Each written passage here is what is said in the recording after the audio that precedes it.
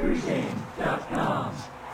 Pac-12 action features Stanford at Oregon as the Oregon Ducks look to continue their drive towards a potential BCS championship matchup.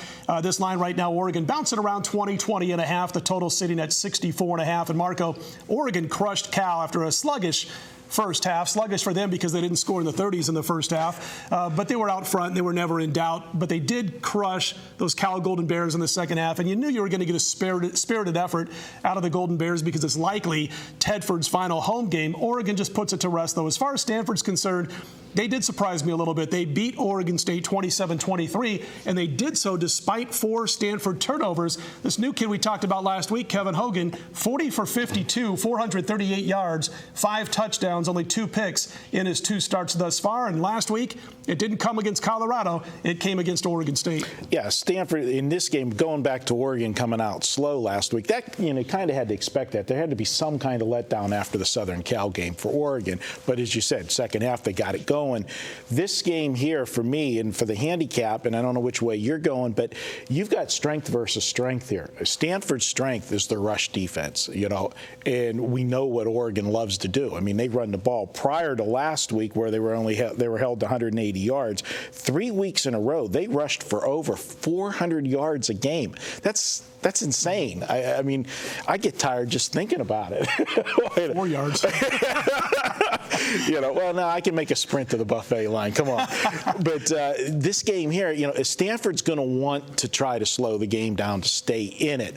But the problem is Oregon is one of those teams that they get up on you and take you out of your game plan. You fall behind by 14. You fall behind by 14 points, and you rip that page out of the game plan and go on from there. So we'll see what happens. Oregon's got a big game next week. They're not out of the woods. What do they call that? The Civil War with those guys, right. Oregon State.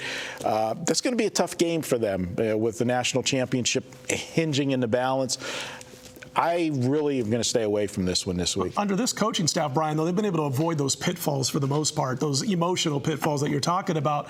I like the Stanford program, and you're right. They're better against the run. They stink against the pass. They're 102nd in the nation on the Stanford Cardinal against the pass. Now, Oregon likes to run the ball more, as Marco said, and they're very efficient doing so. But Marcus Mariota is not bad, 72% passer. How about 28 touchdown passes, 5 interceptions? Yeah, Stanford wants to slow it down, and they had a pretty good team out there last year led by Andrew Luck, and they still gave up 53 points and lost by 23. Yeah, you talk about Oregon. They're going to score on anybody with that offense. They've now got 13 straight games scoring 42 points or more. Last 3 years against Stanford, they put up 53, 52, and 42. Mm-hmm. You take a look at Stanford. We talked about the game last week against Oregon State, and you made this reference in another video, I think the one that you're going to lose. I did say the one you were going to lose, so I'll give you a little bit of credit. But in the Oregon State game, 27-23 with a -3 turnover differential. And the only 2 games that the Cardinal have lost this year. At Washington, they lose that game by 4 points. I believe that was a midweek game. It was Thursday. Yes, it was. Coming off a bye. I don't think Thursday night game. And then by 7 in overtime to the Irish in a very controversial ending to that game.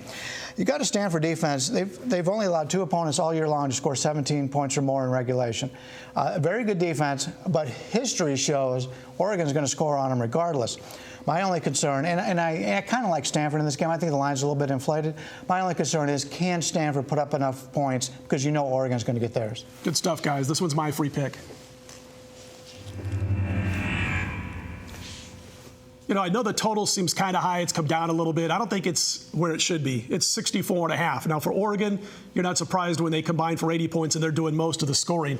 I think it's going to go over the total in this one. Now, Stanford does need to muck this one up. If there's snot flying all over the field, if there's blood coming out of noses and out of lips, if that kind of stuff's going on, then it's Stanford football. They're setting the tone. They tried to do it last year with a better scheme on offense than they can do this year. Even though Kevin Hogan's playing better, still too many passes to the tight ends, and of course Zach Ertz being one of those tight ends that you do got to throw the ball to, but they don't have deep threat ability enough for this game to change enough for them to win the game. But what they're going to do is be able to hit some of their running backs, the dump offs. Zach Ertz is still going to get thrown to 10 times. He can turn a 5-yard pass into a 20-yard deal, and then they're going to have to play catch up, which means young Kevin Hogan is finally going to have to attempt to stretch the defense, throw the ball deep, and I think what happens is we see a game not unlike last year. I don't know that Oregon's Oregon's going to cover this big 20.5 point spread. I wouldn't bet against them. What I like instead is the over in this game. I think you're going to see the Ducks end up putting up about 45 to 49 points, and I do believe that Stanford will find a way to score around 28.